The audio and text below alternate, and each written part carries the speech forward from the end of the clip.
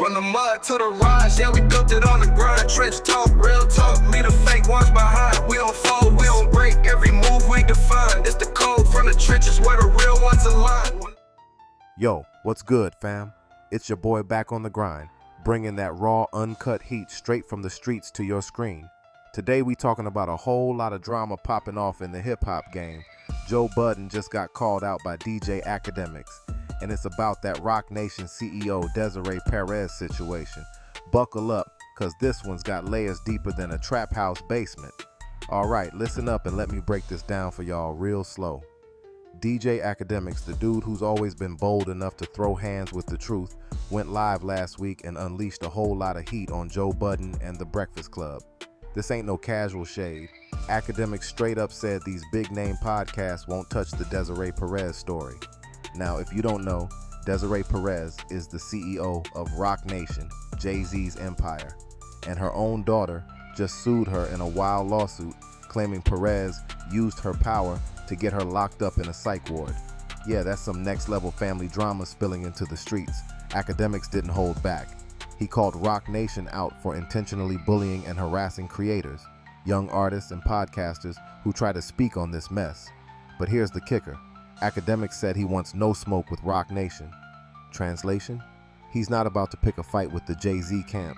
He even said, "Call me peaky if you want, but I don't want no beef." That's street talk for, I'm smart enough to know when to step back. And then, Akademiks put Joe Budden on blast for staying quiet, basically accusing him of dodging the topic to keep safe. He implied Budden's silence ain't about ignorance or respect, but more about self-preservation. Akademiks said that's why podcasts like The Breakfast Club and Joe Budden's show have all been ghosting this story, because Roc Nation's clout is heavy, and they're using heavy-handed and maybe even illegal tactics to shut down anyone who tries to speak out. So Akademiks is calling it like it is. The industry's biggest names are scared to touch this lawsuit because they don't want to get caught in Roc Nation's crossfire. This ain't just some gossip, it's a power play, a warning shot fired across the bow of anyone who dares to dig too deep. And Akademiks, he's putting it all on the table, but with his hands up saying he's not looking for war. Meanwhile, Joe Budden's silence? Akademiks thinks it's about keeping his head down and not rocking the boat with one of the most powerful players in the game. Alright, now here's where Joe Budden steps in with that cold, calculated gangster energy you don't see every day. Budden ain't the type to just jump on a story like this without thinking it through, no cap.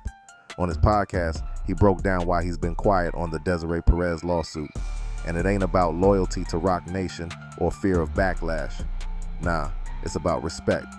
Respect for the fact that there's a kid caught up in this whole mess. Joe said he's got a certain type of sensitivity when it comes to stories where children are in the crossfire of family and legal battles. He made it crystal clear. That's not a Roc Nation thing. That's just how I handle stories where kids are involved. He's not about to stir the pot too early or make this a public spectacle, because this ain't just some street beef or industry gossip.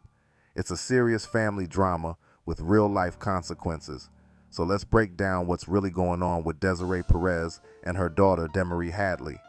Desiree filed a lawsuit claiming her mother, Perez, the CEO of Roc Nation, Jay-Z's powerhouse, used her money, influence, and power to get her forcibly committed in a psychiatric facility for 2 whole weeks under Florida's Baker Act. Now, for those who don't know, the Baker Act allows authorities to detain someone for mental health evaluation if they're considered a danger to themselves or others. But Desiree says her mom twisted the system to separate her from her husband, Javon Hadley, and to throw false domestic violence accusations his way. Demaree's got medical records and even body cam footage showing a mobile crisis unit instructing her to get into a gray pickup truck after her mom and aunt alleged she tried to overdose the night before.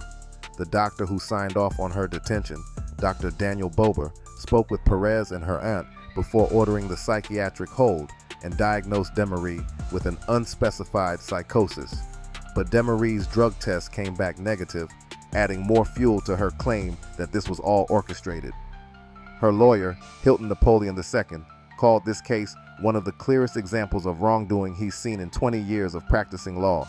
He says Perez used unlawful means and created a whole enterprise of individuals to carry out this plan, harassing Desiree and Javon for years with false claims to get Javon arrested multiple times, charges prosecutors didn't pursue because they lacked evidence. The Miami-Dade State Attorney's Office even wrote an 11-page scathing closeout memo basically saying Perez made false allegations to the police. Meanwhile, Perez denies all these accusations. She claims she feared for her daughter's life because of drug use and filed her own domestic abuse lawsuit against Javon, alleging he abused Desiree for years. Claims both Desiree and Javon deny. This is a full-on family war with legal bullets flying from both sides, and the truth is tangled deep in court filings and public statements. So Joe Budden's silence is not about being scared or loyal to Roc Nation. It's about recognizing this ain't just some industry gossip or a quick headline. It's a sensitive, complex family and legal battle involving a kid's well-being. Budden's playing it smart, letting the drama unfold without adding fuel to a fire that's already burning hot and dangerous. That's the cold, calculated gangster energy right there. All right, now let's get into why DJ, Akademiks, Joe Budden, and even the Breakfast Club are all keeping their distance from this whole Desiree Perez lawsuit drama. It's all about that heavy-handed Roc Nation power play. Roc Nation ain't just some small-time label. It's a massive empire co-founded by Jay-Z, one of the biggest moguls in the game. When you're dealing with a giant like that, flexing serious resources, influence, and legal muscle, you gotta pick your battles wisely. Akademiks straight up said Roc Nation is using heavy-handed tactics and maybe even some illegal moves to silence anyone trying to speak on this story or expose the truth. We're talking about a powerful organization that's not afraid to flex its clout to keep certain things buried deep underground. That kind of pressure makes it risky for creators, podcasters, and journalists who want to break the story wide open. Now, Akademiks didn't shy away from admitting he's not about to risk his career or personal safety over this. He even called himself a pucky for avoiding the beef, but that's just street smarts. Sometimes knowing when to step back is the real power move. You don't have to be fearless to be a gangster. You gotta be smart enough to survive and keep your platform intact. Joe Budden's approach is a little different. He's not scared, but he's showing respect for the complexity of the situation, especially because there's a kid involved.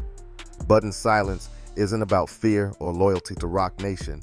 It's about understanding that this ain't just some petty rap beef or industry gossip. This is real life, with messy, painful family issues playing out in the public eye. Budden knows when to hold back and let the truth unfold on its own timeline, rather than stirring the pot and potentially causing more harm. Here's the savage truth. Behind all the glitz, glamour, and success of Roc Nation's empire, there are real people dealing with real complicated problems. Joe Budden's silence, it ain't weakness. It's a strategic move grounded in respect and caution. Akademiks calling him out, that's just the streets keeping it 100, pushing for transparency and accountability in a game full of smoke and mirrors. But sometimes, the real gangsters know when to hold back and let the chips fall where they may. They understand that some battles ain't worth fighting right now, especially when the stakes are this high. So, what's the takeaway from all this? Joe Budden ain't no snitch, but he ain't reckless either. DJ Akademiks is out here stirring the pot, but even he knows when to duck the smoke.